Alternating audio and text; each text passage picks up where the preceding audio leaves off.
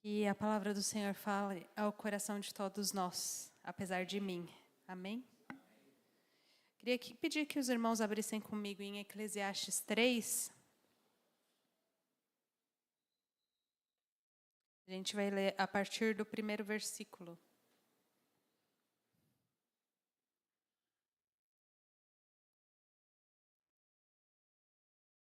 Diz assim: para tudo há uma ocasião certa.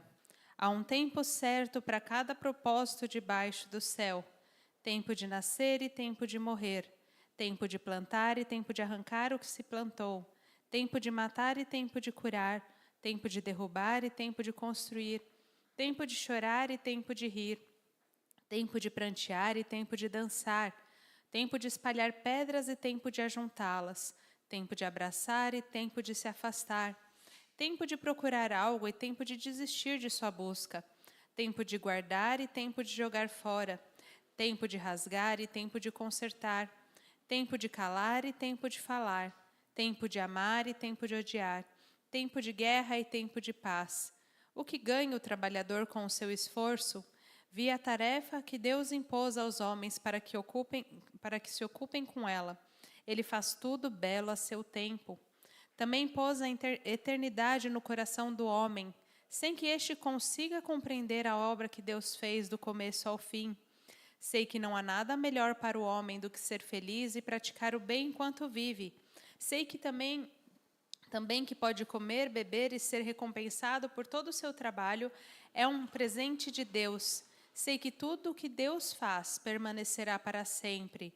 A isso nada se pode acrescentar, e disso nada se pode tirar. Deus assim faz para que os homens o temam.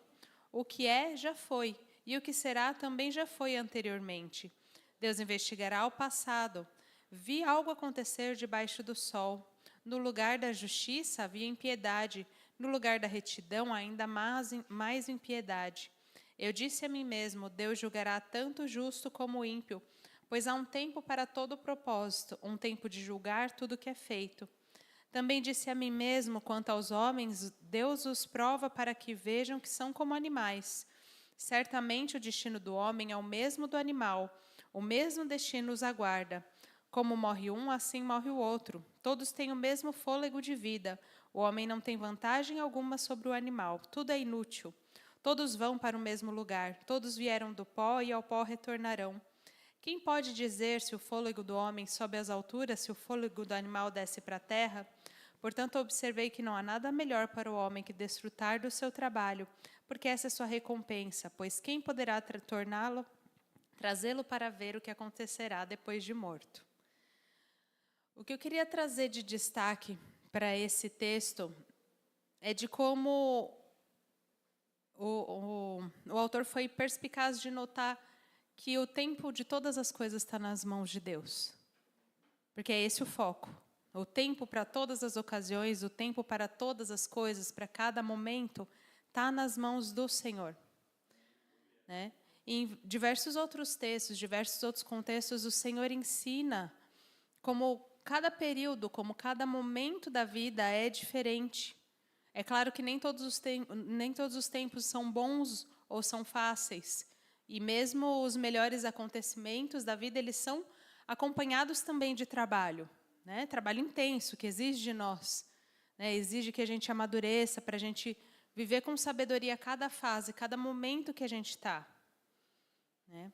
A gente tem diversas estações em cada área da nossa vida. Né? Se a gente pensar mesmo em filhos, a gente tem uma fase de gestação, uma fase de esperar, a gente tem uma fase de neném recém-nascido, uma fase de filho pequeno, uma fase do filho grande, uma fase do filho fora de casa, uma fase do filho criando filhos. E cada uma delas tem o seu trabalho. Cada uma delas, né, os pais que estão aqui sabem dizer que sim. Cada fase tem o seu trabalho. Cada fase tem a sua dificuldade e tem também as suas alegrias.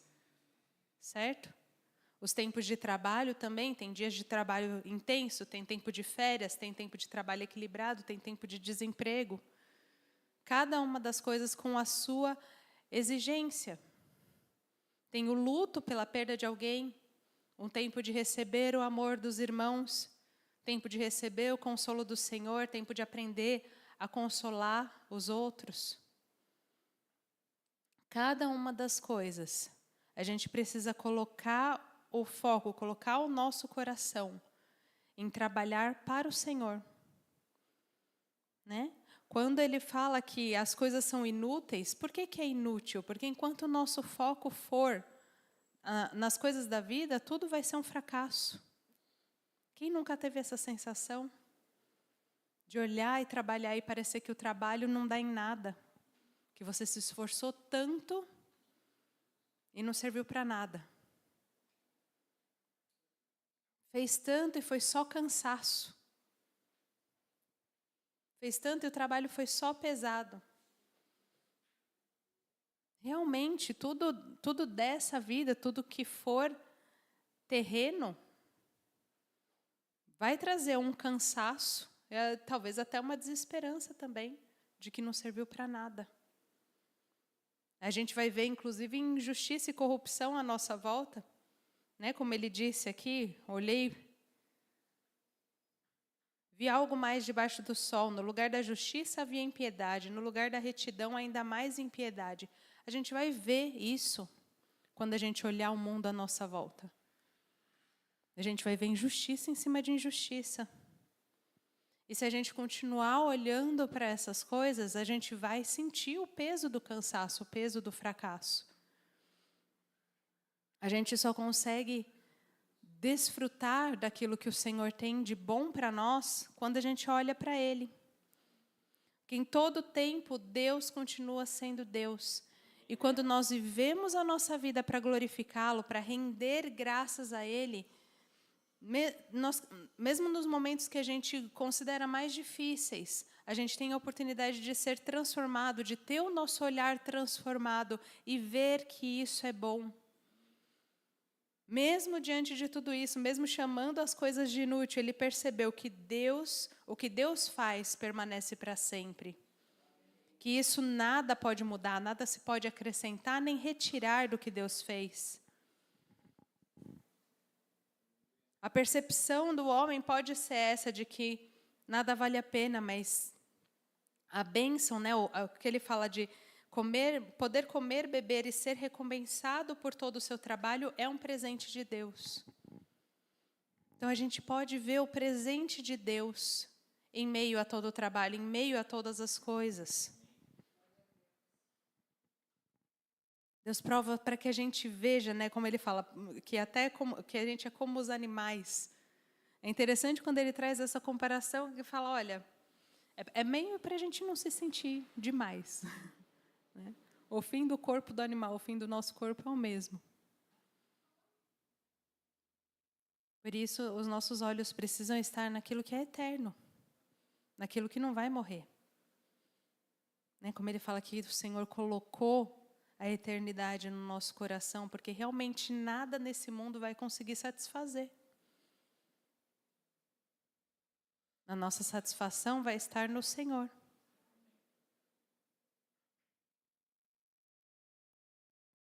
Então, a gente não vai glorificar o Senhor, a gente não vai trazer honra ao nome do Senhor apenas quando a gente estiver com todo o cenário perfeito. Não, agora eu estou com tempo. Agora que eu estou com tempo, eu vou conseguir fazer as 5 horas de oração que eu queria fazer, jejuar, fazer vigília. Agora que eu estou com tempo, eu vou conseguir fazer. A gente não vai ter o tempo que a gente considera ideal. Sempre, no melhor cenário que a gente tiver de tempo, de situação, de momento de vida, sempre vai ter dificuldade. Sempre vai ter alguma barreira, sempre vai ter algo que tornará o nosso trabalho difícil. E mesmo assim, a gente precisa entregar no Senhor. Saber que nós somos pecadores, nós somos falhos. E em cada momento, as nossas falhas vão atrapalhar. Elas vão ser barreiras para o nosso relacionamento com Deus. E a gente vai precisar olhar para Ele e entregar tudo o que a gente tiver. Mesmo que o tudo que a gente tiver for muito michuruca aos nossos olhos, for muito pouco aos nossos olhos. Porque, deixa eu te contar uma coisa, é pouco mesmo. Deus se fez carne e morreu por você. Não tem nada que você possa fazer para compensar isso. Não tem nada que a gente possa fazer para dizer, não, agora fui digno de ser chamado filho de Deus. Não. Tanto que Ele fez por nós, o que Ele sabia que a gente não tinha como alcançar. Então, a nossa entrega precisa ser de tudo. Tudo o quê? Tudo o que tiver. Só tenho aqui a minha oração de zumbi de madrugada. Depois da 5ª vez acordando para atender a criança. Então, entregue essa oração.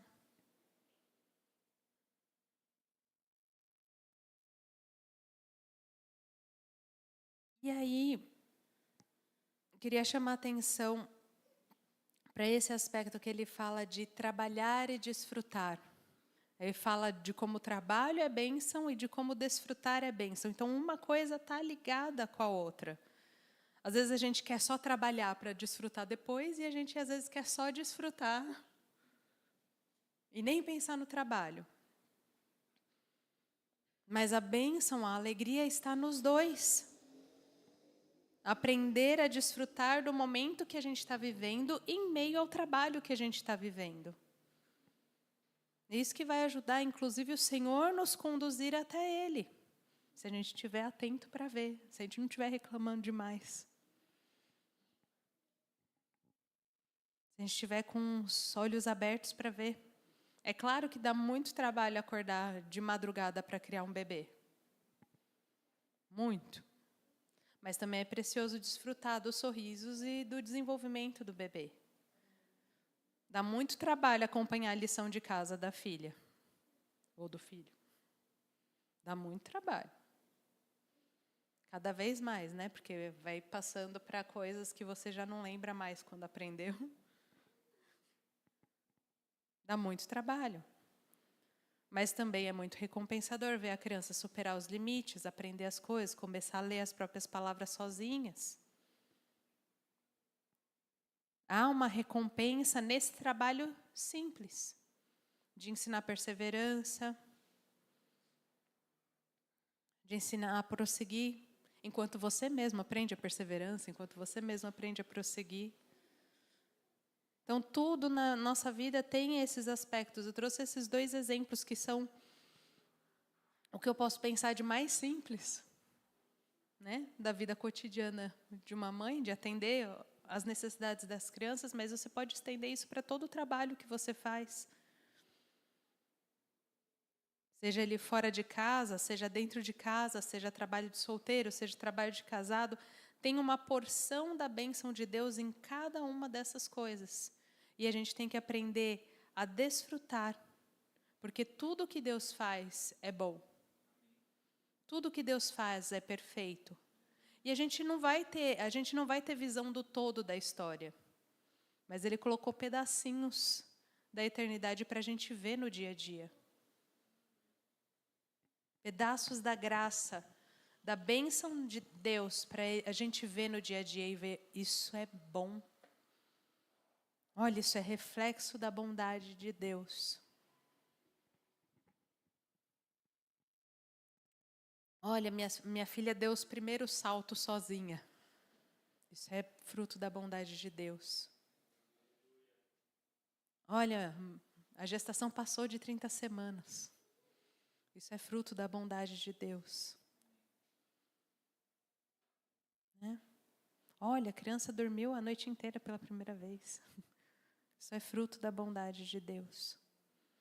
Então, que a gente tenha os olhos abertos para ver cada uma dessas coisas, para a gente também não desistir do trabalho que tem na nossa frente. Às vezes o trabalho que tem na sua frente é deixar a casa brilhando. Às vezes o trabalho que tem na sua frente é preparar uma boa refeição. Veja a beleza da bondade de Deus nisso. Às vezes é arrumar estoque. Às vezes é preparar a papelada dos documentos, às vezes é resolver problema que outros criaram no trabalho, e você tem que respirar fundo. E lembrar que é fruto da bondade de Deus, você está ali para resolver também. Queria que vocês abrissem comigo também em 1 Pedro 1. A gente vai ler do 3 até o final, para encerrar.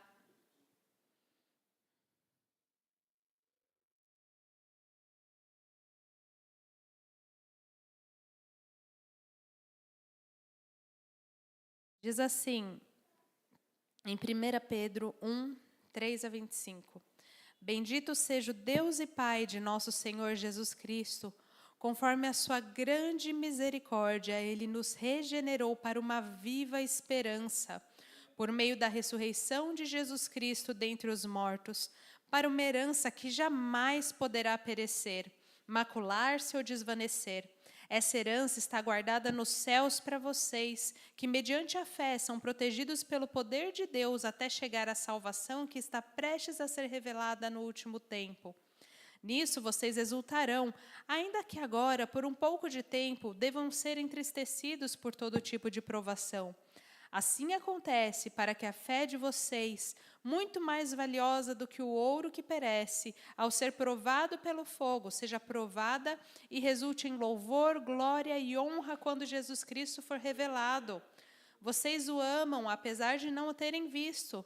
Mesmo não o vendo agora, creem nele e exultam com alegria indizível e gloriosa, pois receberão o resultado da sua fé, a salvação de vocês.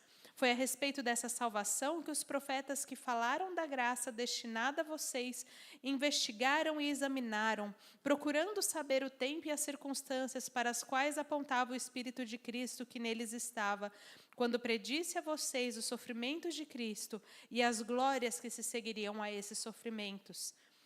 A eles foi revelado que estavam ministrando não para si mesmos, mas para vocês, quando falaram das coisas que agora lhes são anunciadas por meio daqueles que pregaram o Evangelho pelo Espírito Santo enviado dos céus, coisas que até os anjos anseiam observar.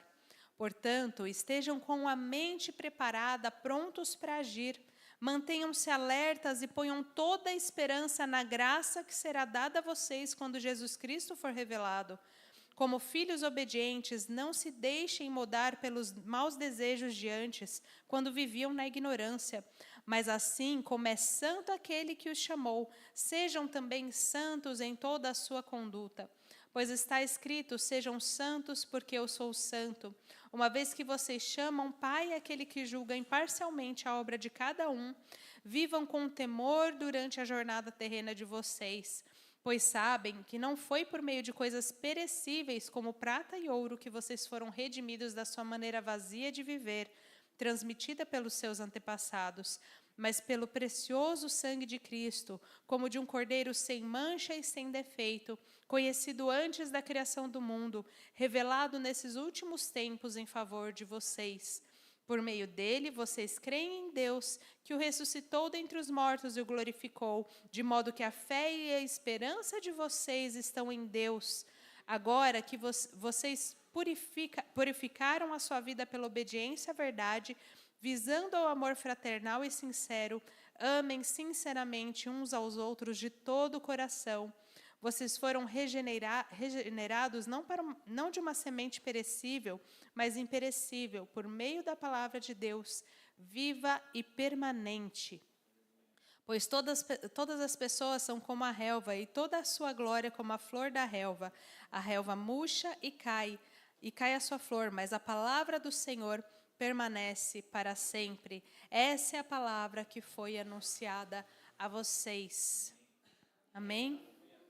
O Senhor nos entregou tudo, nos comprou, nos chamou para uma nova vida, e ela é uma vida de esperança viva. Esperança viva, que a gente precisa deixar que produza em nós uma alegria, que vá além de qualquer circunstância. de qualquer coisa que a gente possa enfrentar. Então, mesmo o nosso trabalho do dia a dia, mesmo a dureza do que a gente viveu, os sofrimentos que a gente vive, podem testemunhar da glória do Senhor. Porque a gente trabalha, mas com esperança. Desfruta das bênçãos que o Senhor entregou para hoje. Os vislumbres da glória, os vislumbres da revelação completa do Senhor. E transmite essa esperança. Deixa as pessoas verem no nosso rosto essa esperança. Para que elas possam perguntar, o que é isso? O mundo está tão difícil. O trabalho está tão duro. Mas o que é isso que eu vejo em você? O que é essa esperança que eu vejo em você? E a gente possa dizer a razão da nossa esperança. Dizer que o Senhor que nos regenerou traz uma esperança que não dá para conter. E a gente precisa lutar por isso. A gente precisa lutar. Não se deixando moldar pelos desejos maus de antes, de quando a gente vivia na ignorância. E isso não é só a sedução do pecado, mas a sedução de viver uma vida centrada no que é daqui, no que é passageiro. Porque é fácil a gente ser seduzido por essas coisas. Nós somos humanos. A gente não foi ainda completamente purificado. A gente está no processo. Então vai ser uma luta toda vez a gente ser tentado em achar que as coisas comuns, são só cansativas, são só exaustão. E a gente precisa ter a esperança renovada. Porque a palavra do Senhor permanece para sempre. E foi essa palavra que foi revelada para nós, essa palavra de vida, de esperança. Enquanto a gente revê como foi esse ano, todas as coisas, pensa em todos os motivos de gratidão que a gente vai ter para partilhar com os nossos familiares no ano novo. Enquanto a gente pensa também no que a gente vai estabelecer de metas para o ano que vem. Que a gente inclua resplandecer da glória do Senhor. Que a viva esperança do Senhor seja vista em mim. Que eu consiga guiar os meus filhos para que eles vejam também essa esperança em mim. Para que eles também tenham o rosto iluminado.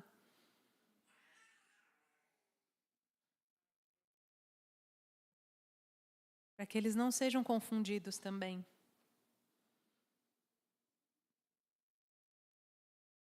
Em tudo, em cada dia, em cada momento, a gente busca glorificar o Senhor com os trabalhos simples que a gente tem nas mãos. Sendo fiéis. Como a gente tem lido no texto de Apocalipse, nas leituras de Apocalipse. Que a gente seja encontrado fiel. Amém? Louvado seja o Senhor.